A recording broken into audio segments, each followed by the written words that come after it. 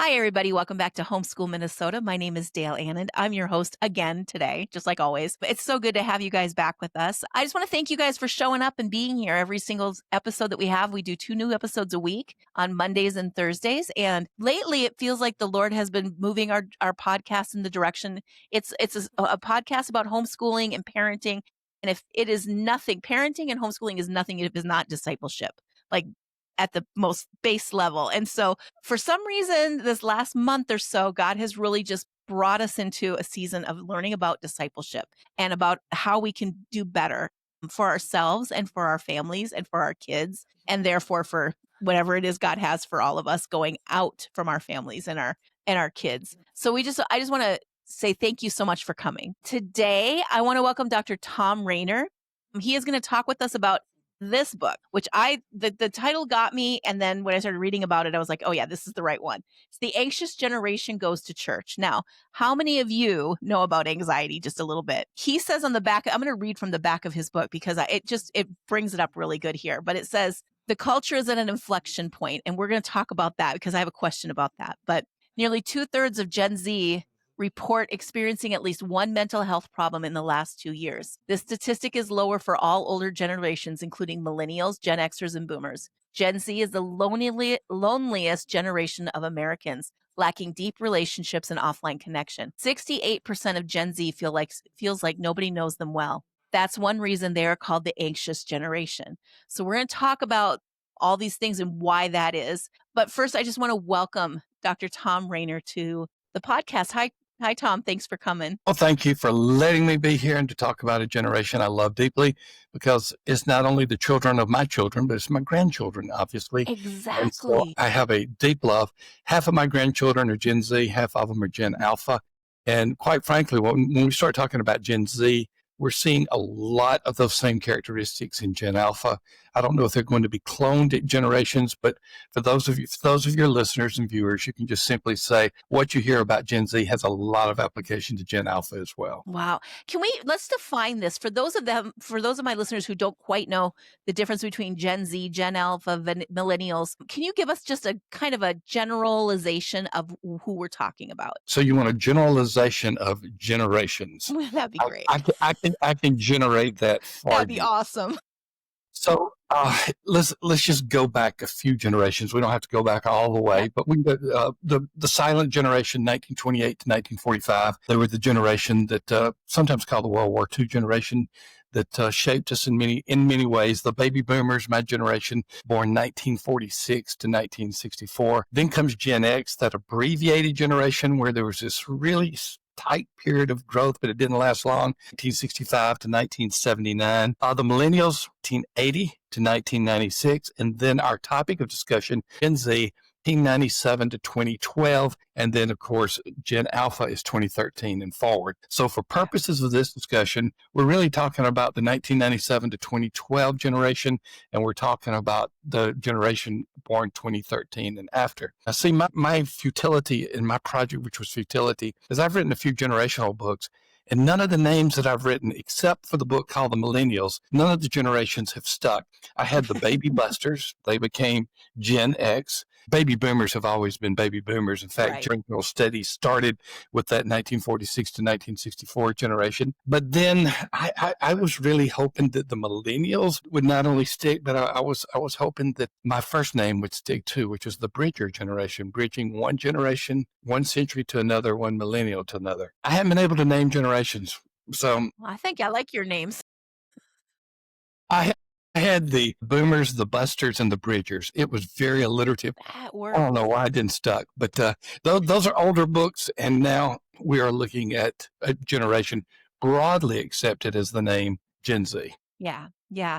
Well, and I'm excited to talk about this today because if there's one thing that I have noticed an uptick in younger people today, it is definitely anxiety, isolation, loneliness, a lot of depression. We talk a lot about mental health. Not that there hasn't been issues with that in the past, but it seems like there's just this upswell of it. So first of all, you start out your book by saying that there's the culture is at an inflection point. So can you talk a little bit about what you mean by that? Well, the culture is an inflection point because of Gen Z. Every generation to this point has really has been raised by people, humans. Gen Z comes along and they have largely been raised by a device, digital device. We don't really understand this sometimes, but Gen Z was the first generation that went into an alternative reality, an alternative universe. And sometimes we just think, oh, they're looking at their smartphone, oh, they're looking at social media on their smartphone. Their world is a whole different world than our world. And so therein lies the inflection point. The first generation, and this may sound a little hyperbolic, but it's the first generation not to be raised by humans for the most part. Walk in any airport, walk in any place where there are a lot of young people, and what do you see? You see a device right in front of them, and that's how they walk. That's the world they know. It's not just an add-on. It is who they are. It's their identity, and their identity is found within that universe. And so that's become the inflection point. Now, what does that inflection point mean? Well, let's just talk about emergency room visits. You say you seem to think that these things are taking place. No, you don't seem to. They are taking place. Yeah. Boys increase in just 5 years going to the emergency room for self-harm up 48%. Wow. Girls going to the emergency room for self-harm up 189%. Oh, my word. Boys' rate of suicide in 5 years up 91%. Girls' suicide up 167%. Depression, 61%. Anxiety up 139%. These are not just mere numbers. These are boys and girls who are suffering, some who are hurting themselves, some who are taking their own lives. It is an inflection point. But before we leave this podcast, I do have a lot of hope. I just want to give the reality before we get to the hope. And it's not just some type of theoretical hope. And it's not just merely saying Jesus is our way and we know he's going to see us through. That's true. Yeah. But I've got some good data that I will share with your audience when we get to it. I'm excited to hear that. Boy, those numbers are sobering. I did not realize that that's how bad it was. I mean, you see it. You know, one thing my husband and I, we have lived outside. We raised our kids outside of the United States because we were full-time missionary. Well, we're still full-time missionaries, but we were overseas for most of their childhood and all of their teenage years. And one thing that we recognized when we came back, because we didn't have screens, it just wasn't a thing where we were very much. When we got back to the United States, whenever we'd come back, we'd go through the airport and we're just looking around like nobody's talking to anybody. Nobody's interacting with anyone. Nobody has a conversation. They're not even looking you in the eyes. And it just was so apparent because we lived outside of the country and came back in and we were like you walk down the hall, if you smile at somebody, they don't even know what to do with that. You know, Well, it's just odd. They didn't make eye contact with you because you were not in their universe. You were not in their universe is found in that phone, and we're peripheral to it. Not just peripheral vision, but we're peripheral in reality to it. So their reality is found on that smartphone.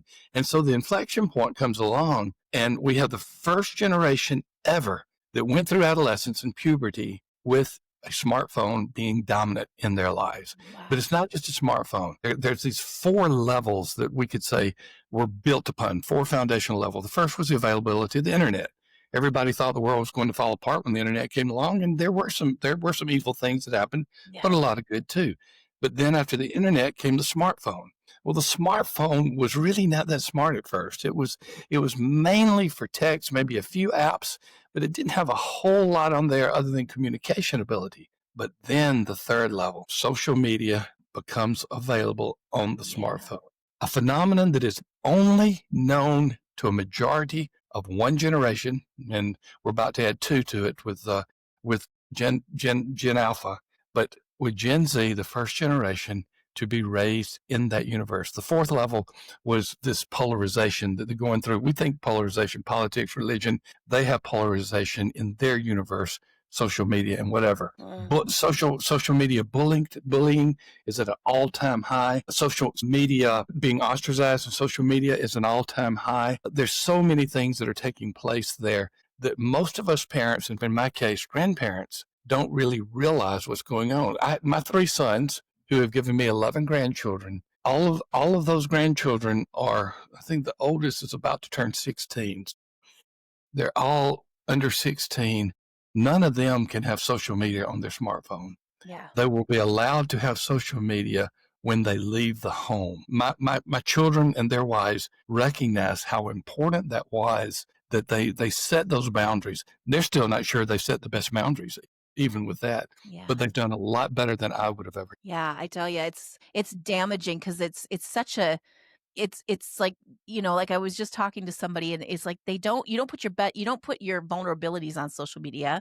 You put what you want people to think about you on social media. Mhm, And so it mhm. appears and then you see your friends doing things and you're not involved and then you feel isolated and lonely and it just you build up this whole world that isn't even real in your mind. And maybe the next layer that is going to be added is AI, artificial Mm, intelligence, and what that can do. We've already seen what it can do in many ways. yeah. Birmingham, Alabama, I think it's been about 12 months ago, a young lady in high school woke up to several texts saying that her nude picture had showed up on social media. Oh, Well, she, of course, was not nude. They had taken her face and made it look so real, a bully in her school. I mean, can you imagine? no. She went through waking up that morning and learning that what looked very real to many people, even her denials were not accepted by many. That's the world we live in, and that's the world that our Gen Zers and now Gen Alphas are going through. What a horrible situation. So, as parents, as grandparents of Gen Z and Gen Alpha, what do you feel our role is in helping them shape all of this in a more healthy way? What can Let's we do? let's turn this conversation more positive Yeah, because let's do it. there's a lot of positive information that is out there. When I began doing the research for The Anxious Generation Goes to Church, I saw the signs. We do a lot of research at Church Answers, and I saw the signs, and the signs were saying maybe Gen Z is more open to the gospel. Maybe Gen Yeah. Z is more open to church. It looks like something is turning, but here's what happened. It took 2 years to research and write the book, and at the end of those 2 years, by the time it was released, which I think was yesterday, by the time the book was released, that was a definitive trend. Gen Z is asking questions about Jesus. Gen Z is asking questions about church. And not only that, they are returning to church. Already, it looks like they are the most church generation alive today. Wow. They have come back. Now, why is that? I'm going to get to your question. What can we do as parents and grandparents? Gen Z is desperate for real in person and personal relationships. One of the amazing things about, I work with a lot of churches. And I said, start inviting Gen Z to church. Well, we're a bunch of old people. Our average age, our median age is 70. I said, go invite some Gen Z to church. I said, not only invite them, but tell them that you'll pick them up and walk into the church building if they're comfortable with you picking them up. And so some of the churches actually did it. And here's what we have found. 70% of the Gen Zs are accepting an invitation from an older person to Wow. go to church. If you just walk into the church with them, they don't care if it's the coolest music in the world. They don't care if it's not the biggest church in the world. They are moving more and more toward analog. And this is our opportunity to be in person and personal and show our love for them. I've been blown away with my grandkids. I just thought my grandkids were special. They are, but I thought they were extraordinarily special because they showed so much respect for me and they want to spend time with me. I don't remember being that way. Yeah. But now Yeah. I'm finding this is endemic of 70% or more of this generation. And so when I get a text, by the way, my granddad name is Rad Rad. The first kid tried to make it granddad. It ended up being Rad Rad. Oh, I love it. So when I get a text and says, hey, Rad Rad, this is the one that lives close to me. Hey, can you pick me up and we can go somewhere? Love it. I never would have done that. I wouldn't Yeah. have wanted to see it all with an older adult, especially an old fudgy fuddy like me. He Mhm. likes to spend time with me. He said, hey, do you think we can go to another college football game this year? That's one of the best times of my life. You got it, buddy. And that's the way it is with 3 different states worth of grandchildren. But that's the way it is. And that's what's happening to Gen Z. They're longing for the in-person personal relationships. Many of the pundits were wondering why the virtual church didn't stick. There's Mhm. still some advantages to having streaming services. But the virtual church didn't stick because people wanted the personal touch, but especially the newer and younger ones wanted that personal. They're the analog generation, even though they're the digital generation. They're So going there's back. hope. Coming back, they are open to relationships. Yeah. They're open to the gospel. This is one of the most traumatic times in history, and it's one of the great opportunities in history. Yeah. Sounds like they're going to become more traditional. than even we are, which is Yes. great. I'm all for it. Let's do it. I'm there for it. What in your research in your book, just you're talking a little bit about your research, and it took 2 years to research this book, which I can imagine because there's a lot in it. But what surprised you? What were some things that just you were like, "Oh, I had no idea." Just things that you were like you said, the generation going back to church and they're more analog. Is there anything else that you researched that you were just like, "Oh, this is a surprise. I didn't expect that." There were two parts to my research. There was secondary research and there's primary research. The secondary research is researching what other researchers have done, Yeah. and you want to build on that. And the thing about it is, the person who wrote the book, The Anxious Generation, mine is The Anxious Generation Goes to Church. Jonathan Haidt is a secular Jew. He's an atheistic Jew. Mm. And yet he provided so much of the foundational secondary research for me that it was just a great help to have that to build upon. But I knew his information. So by the time I researched the secondary research, I wasn't surprised. But it was our primary research when we started interviewing Gen Z and we started surveying Gen Z. And I guess if there's that single data point that I've mentioned briefly, the biggest surprise was 70%. 70% will come to church if someone invites them and walks them into the church building with them. And what happens when they come to church? They meet other Christians. What happens when they come to church? They hear the word of God preached. What happens when they come to church? They discover Christian love. And as I say in my book, The Anxious Generation Goes to Church, they will never discover perfection. They'll discover messiness in these churches. But in the midst of this, they will see the love of Christ. I mean, even the church at Philippi had a mess in it, even though it was the most beloved church. You had Yeah. two ladies who were in a fight that had to be broken up. And so they will see that it's a real place. It's not just this place where everything is perfect and everything is going well. That's called heaven, but they will see the love of Christ in it. So answer your question directly, the 70% number, which Wow. is not a theory. It is real because they are doing that now. That's crazy. So back to the other question was what as parents and grandparents can we do to kind of just help these kids through all of this? What are some things that we can do? Back to what I said, spend time with them. Mhm. Give them one-on-one. They Yeah. love that type of relationship. Even if they say no, make them say yes. And I'm not trying to coerce them. I'm just saying they really want to do something with you. And most of them, just like the invitation to church, will take an invitation from a parent or grandparent and really do something with them. Now, let me speak to parents about your children or grandchildren in church. The statistic that has been around for a long time, the number changes, but the point is still the same. If you get the mom taking the child to church, there's going to be a good result than the child going by themselves. You get the mom and dad going to church with the child, it is going to be off the charts. However, if just the dad takes the child to church, there's not a big drop off. Isn't that The crazy? dad is the most influential person in the spiritual development of the children. And yet many times the dad is at the end of the line instead of the beginning of the line. Well, that should speak to the fathers that are listening. This is like super important. Why is the father's influence so vital It's to the biblical. child? Yeah, it It, 100% is. it is the biblical way. And when a father and a husband becomes a godly leader, becomes that type of person that exemplifies Christ in all that he does, it is a natural conduit for how Christ wanted us to live, Yeah. and he honors it. Yeah, that's so good. One of the things that you suggest in your book is that the younger generation, they're anxious because of what they put into their minds. And we talked a little bit about that with social media and everything. Do you think that part of the reason why church is so like something that they enjoy, like 70% will go to church if somebody invites them and walks in with them, and they're not afraid of a mess because do you think it's because they just have lived their whole life with a sanitized version of reality? It's not a sanitized version of reality. Yeah, I mean, It's a warped version of reality, yeah. but it's not the reality that they want. Here's what happens. The mind, God uses the mind. I mean, you can look at, I talked about the book of Philippians and then the mind of Christ. God uses our minds in great ways, but Satan does in evil ways as well. Garbage in, garbage out. If you're bringing garbage into your eye gate, into your mind, that Yeah. becomes who you are. That could be pornography. That could be bullying on social media. That could be bad attitudes. There could be an ego that needs to be filled with the wrong things. But garbage in, garbage out. What does church do? Most churches, you're going to sit through the preached word. Most times you're going to go to a Bible study, a community group, a life group, a Sunday school class, a youth group, and you're going to hear and learn together the word of God. What does church do? You're walking with other believers, imperfect sinners, yes, but other believers.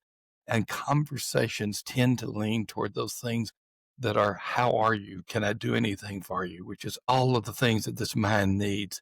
And it is amazing the detox that can happen with a Gen Zer who becomes a follower of Christ and then becomes involved in church. By the way, don't minimize this church thing, No. because from Acts 2 to Revelation 3, that whole swath of the New Testament is either about the local church, to the local church, in the context of the local church, or written to a leader in a local church. Yeah. The local church is God's plan A for his mission on earth, and he didn't give us a plan B. Yeah. So take that imperfect organization called the local church and see what God can do. And this is why I would end this podcast when we finish it by saying there is great hope. But that great hope is not just waiting around for it to happen. What did Matthew 9 say? He didn't say there might be a few prospects out there to go see. He said the harvest fields are ripe. Yeah. So many there. So what do we need to do? Pray that they'll be receptive? No, that isn't what Jesus said. He said, pray for workers to go into the field. They're ready. Yeah. This is a reality that's been going on since the time of Christ. They're in the field. He just said, pray for workers to go into his harvest field. That's so good. And this is a great opportunity right now with Gen Z and coming along with Gen Alpha as well, because the oldest of those is 12 years old right now. Yeah. So they're coming into this adolescence, this critical time as well. So it sounds to me like there's never been a more important time for youth ministers, young adult pastors, worship leaders, all of that, to really focus on the word of God and about bringing about like an actual real walk with the Lord and discipleship and all of that. What are some things that you think the church could do better that maybe they just aren't seeing, or they aren't focusing on? And even like, and when I say the church to my homeschool families, so your family can bring life to a child, to a young adult, or to a teenager that maybe that your kids meet in other places, but you guys can bring life to that child by being that person who invites them to church and walks in with them. And so what are some things that the church can maybe do a little bit better that maybe we aren't seeing or are not doing well? Here's a stunning statistic for you. Only 3% of churches today are actively involved in evangelism and missions. And I'm not talking about the missions like you were overseas. I'm talking about local missions. I'm talking about, let's reach Jerusalem as well as Judea, Samaria, and to the ends of the earth. 3% is one of the greatest blinders that Satan has put on the church today. Let's just be comfortable. Let's have our own ministries, our own programs, because if we start bringing people from the outside in, non-Christians to our churches, it's going to be dirty, messy. You may even lose your pew or your seat in the worship center. Yeah. And what a sacrifice that would be. Us creatures of habit. Yes, absolutely. So the answer to your question is evangelism. Yeah. I'm not defining evangelism. I'm not giving you a methodology. I'm just saying have an awareness of the gospel. The greatest evangelist I know today, day by day, is my wife, Nellie Jo. Mm-hmm. And she wakes up every morning and she's saying, Lord, just let me come in contact with someone that I can show Jesus' love to them. And she would never say that she's an evangelist. She would never say that she's this evangelistic machine, if you will. But with that simple prayer of deciding I'm going to be open to gospel conversations, sounds pretty good to me, and it's working. I am in a cross-generational community group. It used to be I would preach every weekend as a guest in other churches. And my life, I'll just tell you very quickly, I went from the business world, then I went to be dean of a seminary for about a dozen years. Then I went to be president of a company called Lifeway, and I was there for about a dozen years. During those times where I was a dean and president of Lifeway, it was about a quarter of a century, I preached everywhere. I mean, I was never home, it seemed. And I felt like I was doing the right thing at the time because I represented an organization. But in this phase of life now, I turn them all down. Yeah. Why? Because I want to be a church member. Yeah. I want to be there inviting people. I serve in the parking lot ministry. My son is my pastor. He is my spiritual boss. And I love it. And I love the local church, as imperfect as it may seem. That's so good. That's so good. Get involved, get in there. Teach our kids to get in there. They need to get involved too. Get them out there, helping out with whatever needs to be helped with and make Well, it. my grandson, his family drove up into the parking lot and, hey, Red, Red, hey, Red, Red. And they start walking in. And I said to the oldest one, I said, Kenna, come here. So what? I said, here's a vest for you. You need to work with me in the parking lot. I said, Mom, is it okay? She gave me the thumbs up, put him to work immediately. I needed another worker in the parking lot. Great time. Yeah. And those are not just memories for him. Those are spiritual markers for him. Serving together. Yeah. So good. So just to wrap things up a little bit, I've enjoyed our conversation a lot. Thank you. Yeah, I really like. And again, I just want to one more time before we wrap this, and I have my one last question. Y'all, you can't get better than this book right now when it comes to Thank your you. youth group and your youth and your teens and your Gen Alpha, your Gen Z, all the gens. But this is like very pertinent to what's happening today. And it's not just your kids. You guys are involved with a lot of people's kids. A lot of you are involved in co-ops, churches. There are kids whose parents go to church the parents are dealing with a lot, and parenting their kids is sometimes just it's a lot. It's just a It lot. is. And so it takes people speaking into those kids, speaking into that family. But just, you can do that. And I love I'm married to an evangelist too. And we're still full-time missionaries. We're just in Minnesota now.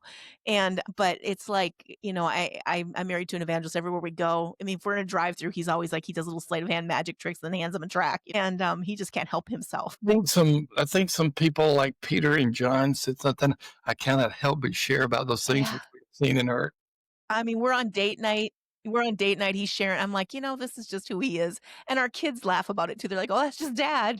Oh, we're at the ice cream place, but dad's sharing the gospel, but that's just dad. Anyways, and we love that about him. But as parents, let's leave this with just like one or two things, key things that let's say we gave our kids, social media at 13 when they became of age, or even before that. Some parents do it before that, which blows my mind, but they do. Or they gave them cell phones, or they gave them iPads, or they, all the things. I mean, they've just got the bells and the whistles. What are some things that we can do right now to kind of change the trajectory for our kids? What? Yeah. Draw a boundary, and you can't take everything away. No. Obviously, if they are already on social media, if they already have a smartphone, taking that away will engender rebellion. But Right. you can start drawing boundaries and say, all right, I love you so much that what we're going to do from 7 to 9 p.m. is we're going to put everything away. And also, look, none of us are going to take our smartphones to bed except maybe mom or dad just for emergency phone calls. We're going to leave them down here. Little things that can draw some boundaries,